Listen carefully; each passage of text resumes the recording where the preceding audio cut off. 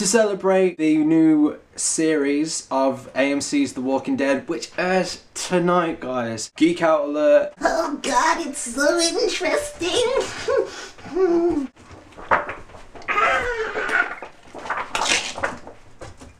I've never really been a massive fan of series. Everyone went absolutely crazy talking about Lost, and a lot of people went really nuts over the OC.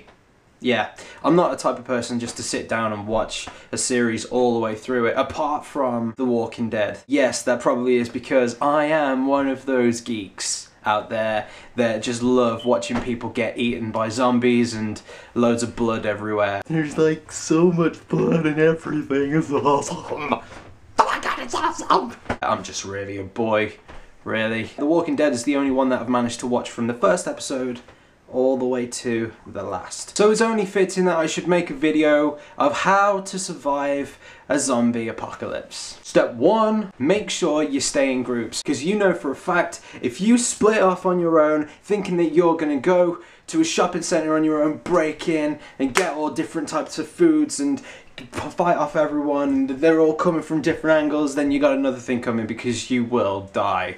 You will get beat the down if you're on your own. Make sure you stay in groups. Step 2, never, ever, ever, ever, this also goes for horror films as well, never state that you're gonna be right back, because it just doesn't work that way. Script writers always put this in for the characters that they hate the most. You know for a fact if you go, well, I'm just gonna be right back, I need to go to the toilet, you know for a fact you're gonna get your cut off while you're on that toilet and you are not going to see the light of day again. Don't say it. Step 3. This one is vitally important. Never listen to Michael Jackson's Thriller, because have you seen those zombies in there?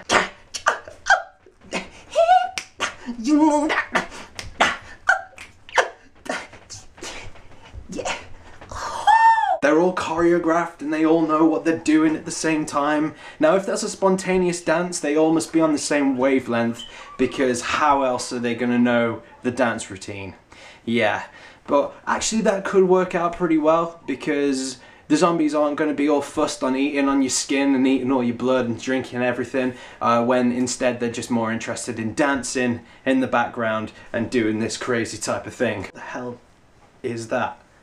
You know, it's like a cat that's begging for food. If a zombie came up to me like that, not only would I be like, what the f***, I'd just kick him in the balls, because surely, even though they're dead, for a guy, that pain will last forever. Yeah. Step 4, which I think is the most important out of the whole thing, is make sure you get to a shopping centre. You have to get to a shopping centre, or otherwise it's over. You need food, you need clothes, you need shelter. Okay, you need to be on a psychotic, suicidal mission to get to a shopping centre in the first place. If any zombie man wants to play a wee game, come and get some, you bastard! I'm gonna go with anger! You're mine, man! You're mine! Ah. I gotta say that guy's gonna die. He's on a suicidal mission and everything, and he's gonna die. Oops.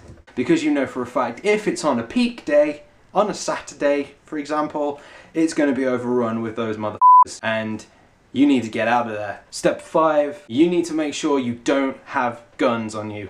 Guns are cool if you're on top of the roof. So when you're in the shopping centre, you make sure you get on top of the roof and try and barricade yourself up there, so you can pick off them stragglers off in the distance where you'll be able to kill them and they're not going to come and hurt you.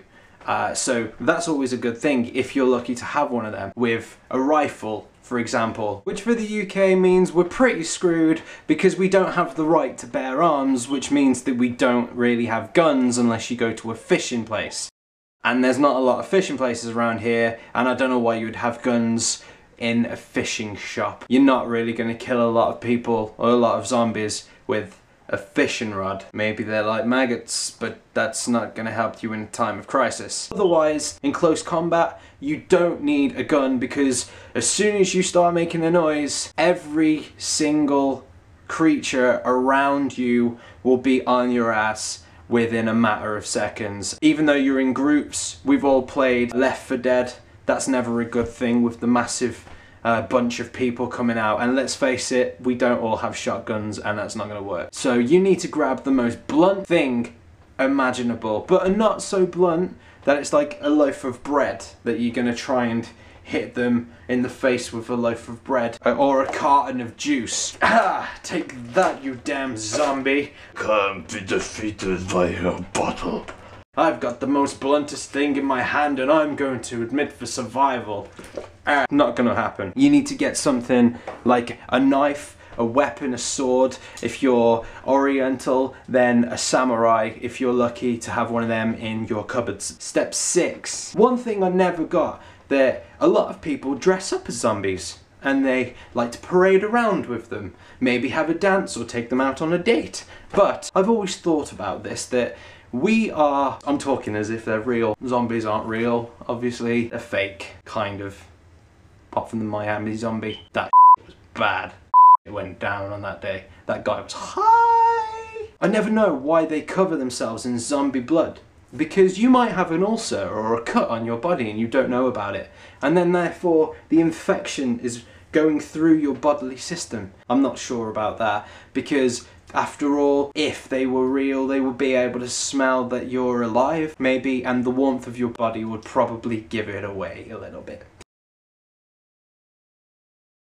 For a zombie apocalypse to survive, you will need to find a supermarket or a mall. You will need blunt weapons in arm-to-arm combat, or rifles if you're on top of a roof. Never play Michael Jackson, stand in groups, survive. That's probably the top tip that I would give. Just try and survive as long as you possibly can. But it also depends on what type of zombies they are. Good luck, and may God help us all in the time of this apocalypse.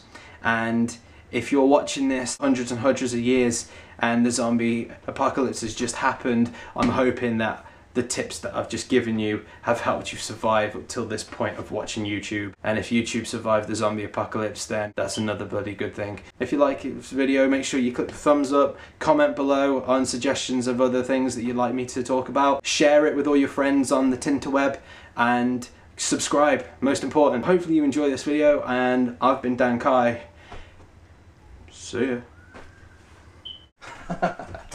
I got well carried away with that right then.